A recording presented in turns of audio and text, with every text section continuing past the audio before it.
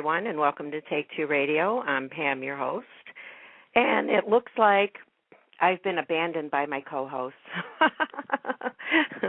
David had something to do today, and I believe Sabina is working, but I think I can handle this by myself. I'm waiting for our guest to call in, though, and I'm hoping that they do that shortly. In the meantime, just to let you know, I do have a show tomorrow at 1 p.m.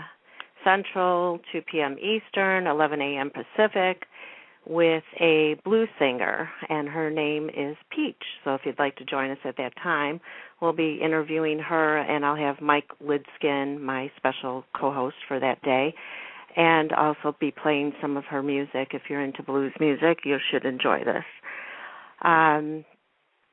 Follow us on Twitter at Take2 Radio, and check out my website at take2radio.com for any updates on guests coming. Previous podcasts, you can listen to them there. I have all my Children in One Life to Live episodes on it. There's, quite a few different things. And follow us on Blog Talk. They'll send you an email each and every time we have a guest scheduled so you don't miss a show. And you can listen for free on Stitcher, which is a mobile app, and also on iTunes. And I do think that I have one of my guests, so let me check this real quick. One moment, please.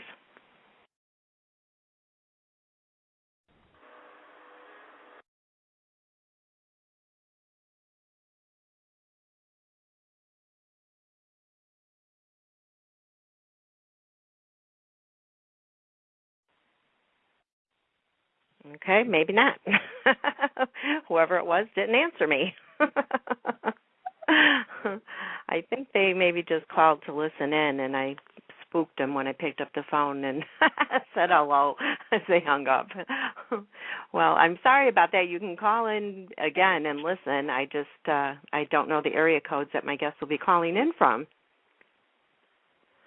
I hope everybody's having a good day today. And here in Chicago, it's probably around 80 degrees, and it's sunny, and it's an absolutely beautiful day. We've been having some amazing weather, considering that this is July and we're usually, high 90s, and the humidity is so bad that you can't even stand it. But it's been very pleasant, 70s and low 80s and very low humidity. And that's when it's not raining, because we've had a lot of rain, and I know that's going on in a lot of places between the Midwest and the East Coast. Okay, let me try this again. I think we do have one of the guests. One moment, please.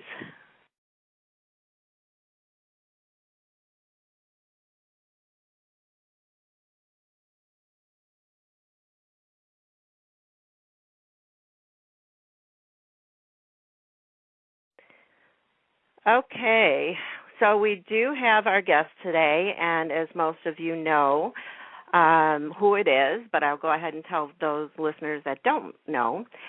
We welcome multi-award-winning actress and director Kimberly McCullough and actress and screenwriter Stephanie Sanditz.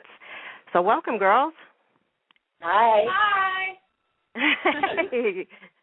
Thanks for joining me today. We're so happy to be here. How are things going for you girls today? Great.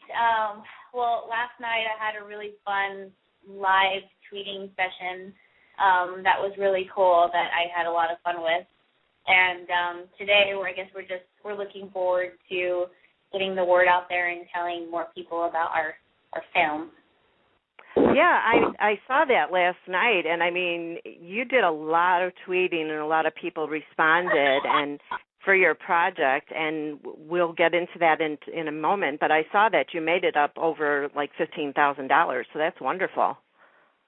Yes, we're so excited. That was my personal goal for last night, and we met it, which was so great, and it was so cool that everyone participated and had fun with me and sweatpants.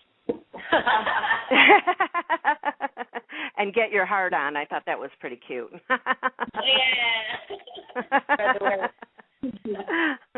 Little play on words there. Well, I'm sorry, go ahead. Oh, no, we were just laughing with you. Oh, we want everyone to hear what's on.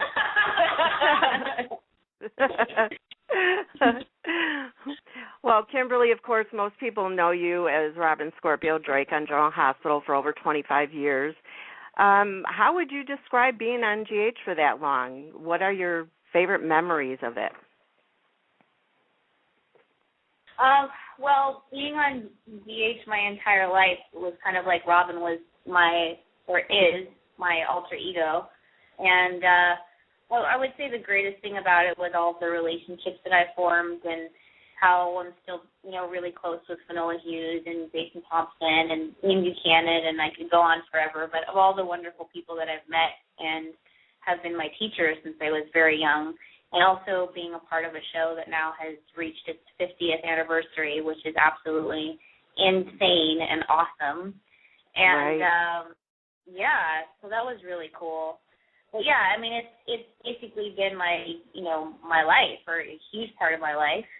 And I'm just so grateful for all of it, the behind the scenes and, all of the storylines that I've got to participate in over the years.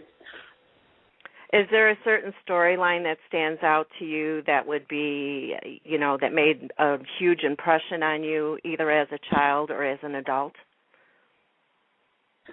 Yeah, I mean, I would say there's different storylines that were my favorite for different reasons. I love the story where Grant Putnam, he kidnapped Anna Devane because I got to play catatonic when I can't remember if it was him. Yeah, I think it was him that ended up killing our nanny, I guess. It wasn't really a nanny, but yeah. But I got to lay in bed for literally 3 months and not speak, and I didn't have to learn my lines, so I could really focus on my homework.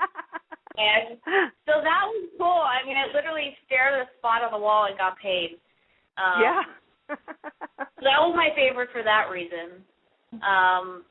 But also I love, of course, the HIV story because I felt like, there's very few times when, your art or your, job kind of bleeds over into doing something good for people. Right. And that was a really kind of gift that was given to me.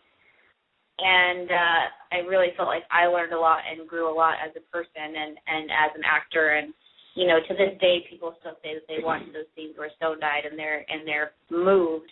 So that was a really cool part of, my life, and I think also of the General Hospital canvas, because it was an example of,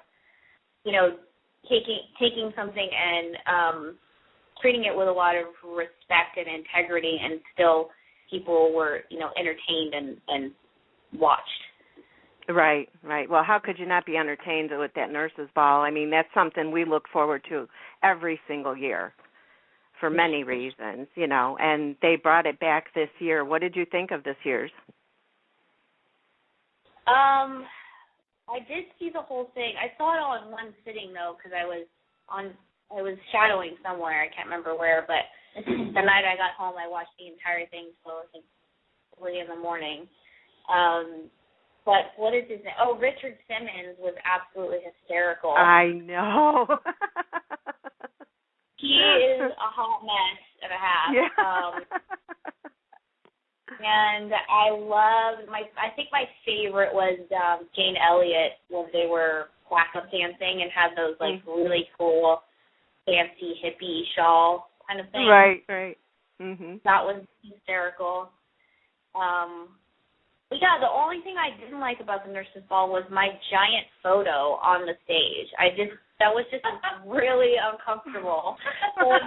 The new girl that was trying to, get on my husband, with Amelia literally looking over her shoulder while she was holding my kid. That was a little overkill, I thought.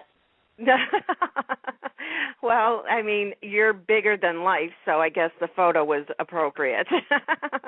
Yeah. I'm watching you, Sabrina. Yeah, right. I did have a question from one of our listeners from Twitter. Her name is Sherry Calvert, and she would like to know your thoughts on Sabrina being with Patrick and Emma. Well, these things, these are trick questions, sometimes. Yeah, I know. They ask these things, I'm like, are they asking me how I feel, or are they asking Robin how she feels? The way that I personally feel about it is, I think, Jason he's a really good actor, and he's a sexy dude, and it would be kind of unproductive to not have him with somebody on the show. So, right. he has to have a love interest. And I do think it's a good choice as far as, forming a family unit and how much she cares for Emma and all of that. Right. Yeah, but, I mean, it's just hard to say, because, of course, like, I would want to say, Robin and Patrick should be together forever, but Robin is being held captive right now. I know. It's hard to be with your husband when you're, shackled to a bed. Well, yeah. maybe not. That's so true.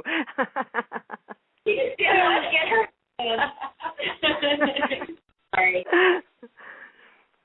Well, you were the youngest actress at the time when you won your first Emmy. Did you realize the importance of winning it?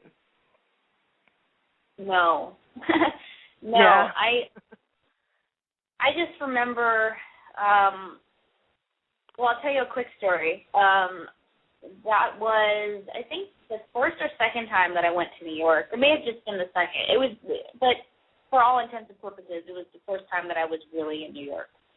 And we had a plane delay, and our car, there was, I had to have people come pick you up at the airport. That person wasn't there, and basically we didn't get in until 3 a.m. the night before, and because of that, they had already given our room away when we were staying at the Waldorf Astoria. So it was just one of those, crazy days, and we, of course, because my mother, her name's Susan, but we call her the Susanator, she gets stuff done. So, of course, she has to talk to the manager at 3 a.m, and they called the manager and woke him up, and because we didn't have a place to stay.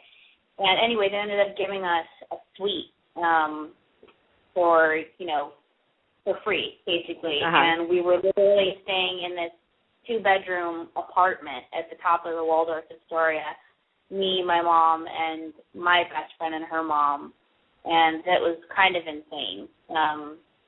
So that was just, as a little girl being 10 years old, all I remember is running around this I felt like I was like Annie and, Mr. Warbucks, running around, the apartment.